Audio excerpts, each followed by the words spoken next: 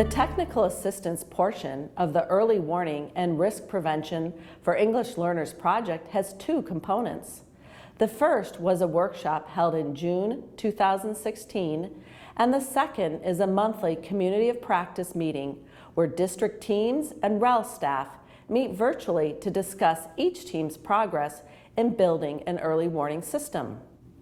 The following are comments from participants at the first training session about what they learned and hope to gain from participating in this project. I think what I really appreciate is that we see people come together from the REL, but in different capacities. So each person we've met has a different perspective. And so you get multiple perspectives on the same issue, which is the early warning system. So I really appreciate that.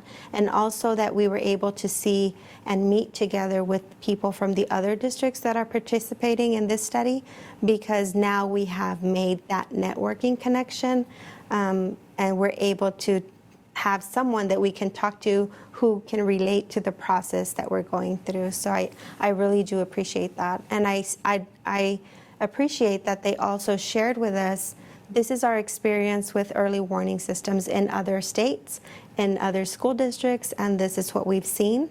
But they also leave it open for us, but we're not telling you that that's what it is.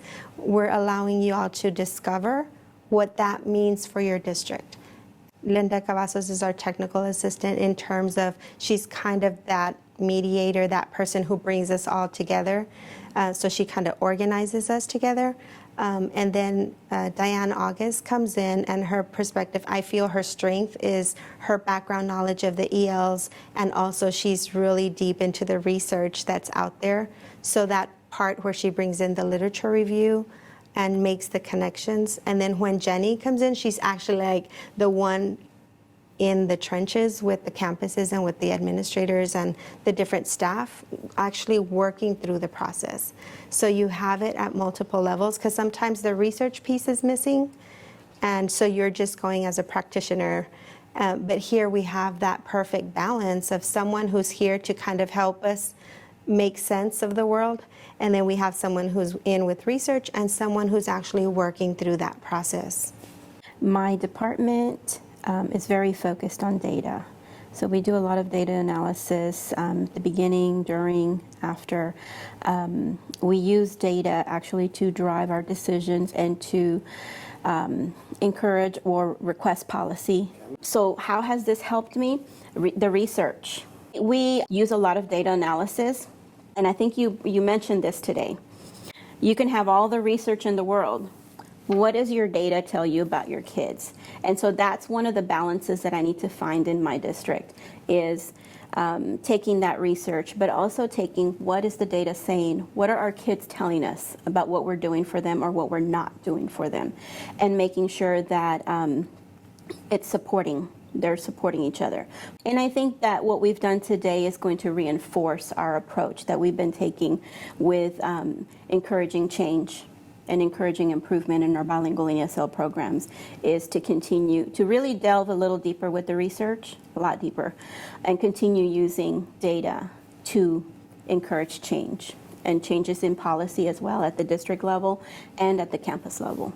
I think by having a system, we can be more focused and more strategic in our data analysis and looking for patterns. And I think that the early warning system is more proactive than what we have been, even though we do look at data, but it's been more backtracking at this point. And we need to get to the point where we start, what do we need to look for towards the future and address it?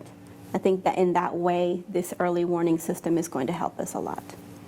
So by looking at the early warning system and what we talked about today, and having two of my district colleagues there at the same table, it gives us an opportunity to start looking at the district as a whole rather than fragmented by departments.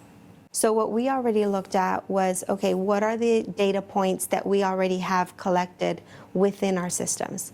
We have multiple systems that we're talking about, so that discussion came up, that conversation came up, that, okay, we have multiple systems, some of them speak to each other, but some of them don't. So what does that mean? How can we bridge this information to where we have access in one place? We're kind of looking at it from two different perspectives. Is one, looking at those students that did not graduate on time to backtrack and see what their history was. And then once we see some different indicators there, then looking at our current ninth graders or possibly our entering ninth graders to see if any of those indicators are already present at that ninth grade entry year. I know that when we meet the needs of our ELs, it's doing better for the whole district as a whole.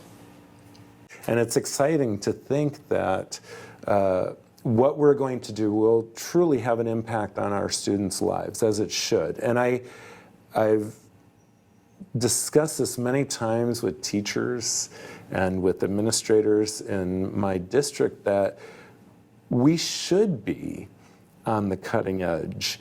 I mean, we're dealing with a large population of ELLs on a regular basis, you know, and as I mentioned earlier, 58% of our students, 98% when they come into the district are ELLs. And so I think we have a lot to offer if we do things well to the rest of the country, you know, certainly to our region, to our state, but even to the rest of the country about what works well with the ELLs. My biggest takeaway right now from today is that I'm very excited to be a part of this.